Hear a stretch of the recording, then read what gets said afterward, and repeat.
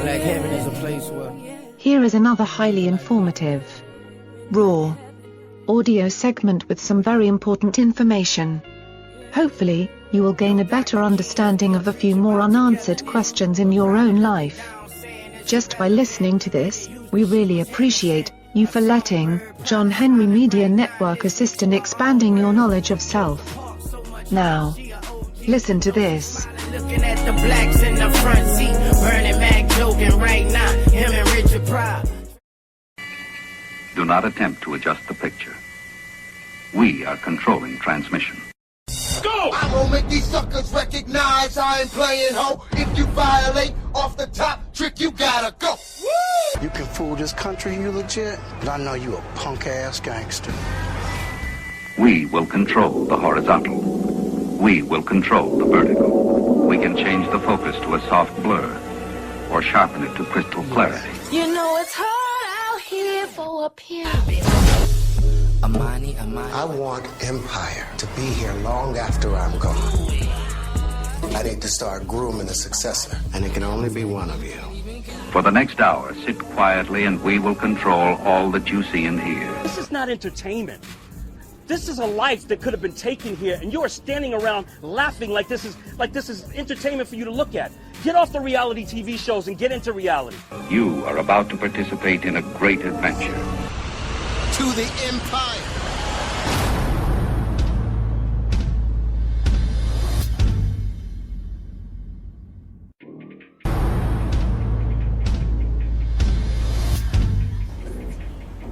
All right, so let me ask you, and be honest, how many of you all have watched, all right, you're already answering it already. How many of you all have watched at least 5 episodes of Empire? Raise your hand, be honest, ain't nothing to be ashamed of. All right, thank you very much. So, how many of you all who watched at least 5 episodes like the show, like what you saw? Be honest, raise your hand, man, come on now. If you can't be honest with yourself, who can you be honest with, all right? So, I have to admit that in preparing for this lecture today, I watched Empire. I watched all the episodes. And I do have to say that it's a guilty pleasure. You watch it and it's exciting, the music is good, the people look good, all this stuff is happening, there's lots of drama, and you get addicted to it. You want to see what's going to happen next week. You begin to invest in the personalities. And that's the draw of television. That's what soap operas are all about. It's melodramatic, right? And it's designed to pull on your emotions and draw you into the show. So it's designed to do that. So don't feel bad if you like it. Television, Empire is electronic crack. You can't help yourself. Once you get a taste, you're going to come back for another, and another, and another, and another. And then you be jonesing for Empire when it goes off. You need to get your fix. Understand that. It's a drug. It's got everything that the creators know black folk like, want, and need. Danny Strong. Empire is his brainchild. Who is Danny Strong? Danny Strong was raised in a Jewish household in Manhattan Beach, California. Right? Danny Strong, as a young child, had an interest in films because there was a video store right around the corner from his house. And the clerk who ran the video store was a young man by the name of Quentin Tarantino. And Quentin Tarantino would talk to him for hours on end about movies. So his love for movies, his love for writing movies, his love for writing movies about black folk and black content came from Quentin Tarantino. All right? So he began to learn how to write movies and went on to win awards for writing Recount, the story of the 2000 election. This was on HBO. Good movie, real good movie. He wrote this, sold it to HBO. He went on to write Game Change, the story about the 2008 election, the story about Sarah Palin. He wrote that story and received an award for writing that story. Right? He also wrote The Butler. He wrote The Butler. He wrote that story that got black folks so excited. A white boy wrote the story that got black folk excited. He also wrote, Mockingjay, part 1 and part 2. So this man has made millions of dollars writing screenplays, and he is positioned now to become the 21st century Alex Haley. He's going to write the narrative for black folk for the next 20 years. He's already proven he already has the bona fides. And empire means that he is a star. So you all have made this man a star. And wait till you see what he's done. He is the equivalent of Dr. Frankenstein. All right? Danny Strong pitched this to Lee Daniels. And Lee Daniels said, all right, we got something with this. But instead of a movie, let's do a television series. We'll get more yardage, we'll get more money, we'll get more power, we'll get more popularity. And he said that, all right, but we'll do it as a television program, and we'll model it after my favorite television program, Dallas and Dynasty. Families and dramas and families, but it said it'll be black families with black drama. And that's how we're gonna make our money. So they shop Empire around to networks, and because of the success of Shonda Rhimes, because of the success of Grey's Anatomy, because of the success of Scandal, because of the success of How to Get Away with Murder, Shonda Rhimes' creations, this black woman created these programs which are changing television, which have changed television. They said we can step into the window of opportunity that Shonda Rhimes has created for us and take this thing to another level.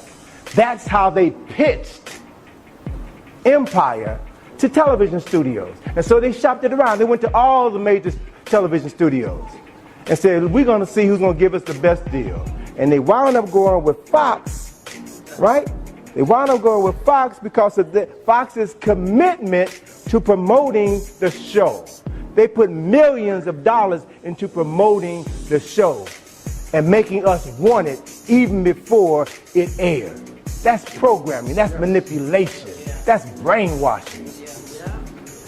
So why would Fox do that? Why? Because Fox built their reputation off of pimping black folk. They got their start with In Living Color. Fox was nothing before they started broadcasting black programs, right?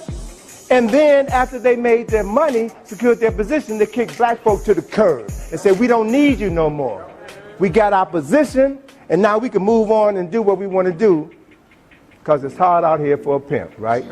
Kicked their hoes to the curb and went on to do other things. They went on to become a major player in shaping the minds of ignorant white folk through their news broadcasts. Fox News broadcasts. It distorts the truth. It lies. It tells half-truths. That's what Fox does. And black folk gave Fox the money to do that. We gave them the money because we supported their programming, because we couldn't look beyond the obvious. The question I have is, why are there no straight black males on Empire with redeeming values? Lucius Lyon is a multimillionaire. He's a former drug dealer. He's a rap artist. But he's also a murderer. He cheats on his fiancée. He emotionally abuses his ex-wife. He physically and verbally abuses his sons.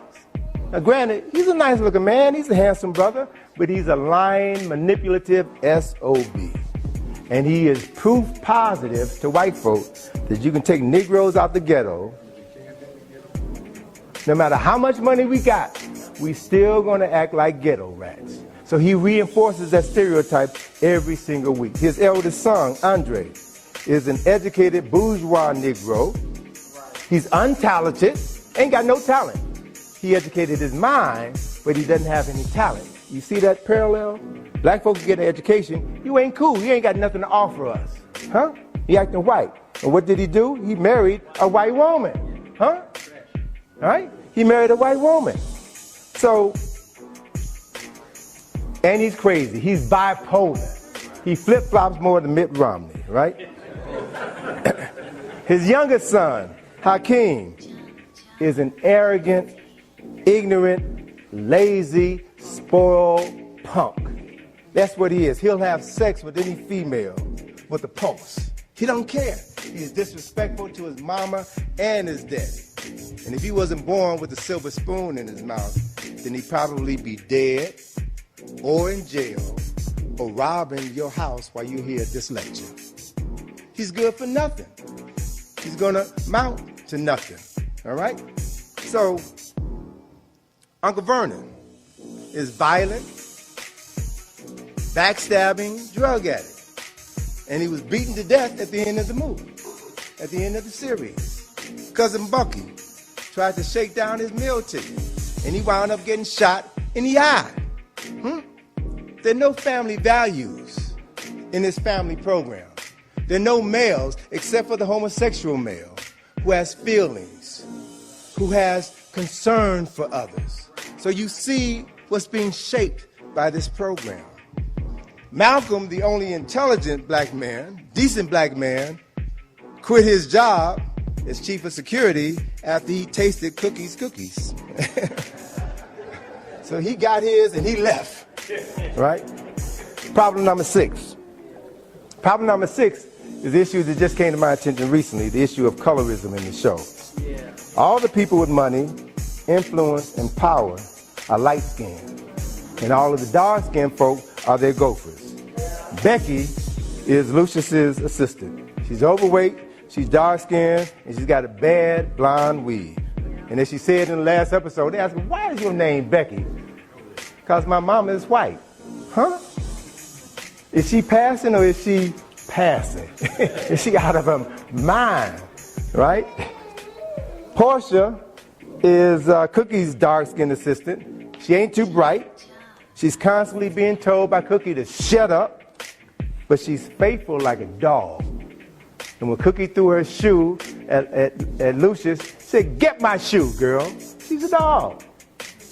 She's trash. She's unimportant. Is that because she's dark-skinned? Black folk, light-skinned black folk have no respect for dark-skinned black folk. Even the maid in the Lion's Mansion is dark-skinned. Both Bunky and Vernon are dark-skinned, and they're like the death bookends of the show. Bunky was killed at the end of the first episode. Vernon was killed at the end of the last episode. So black folk are disposable. We have no value. White folk have been telling us that for the last 400 years. We the strange fruit. Our lives have no value. Our lives don't matter, and it's being reinforced over and over again in this movie. Television is nothing to play with. It ain't just entertainment, all right? And I'm afraid that Empire would do the masses of black people more harm than good. Jay-Z had a song about 99 problems, right? 99 problems. Well, I got a number of problems with Empire, and I feel it's my obligation to bring these problems to your attention. I'm not trying to tell anybody what to do. We're all grown in here. You do what you want to do. I don't have the right to come and tell you what to do, but I am obligated to share with you what I know, so that as an intelligent person, as a human being, you might consider what I have to offer and use it if you think it is of value to you. I'm not here to change anybody's behavior. It's information that helps you do a better job of being you. Stay tuned in. The next episode will begin soon. You have just heard another great and powerful message for our black community. Brought to you by John Henry Media Network and the United States of America. This is the place for you, your family and friends to hear educational messages and music from other very important black people to help build a stronger and more revolution-ready black America. Your message will awaken another sleeping giant. So, contact us today at jahu.enterprises@yahoo.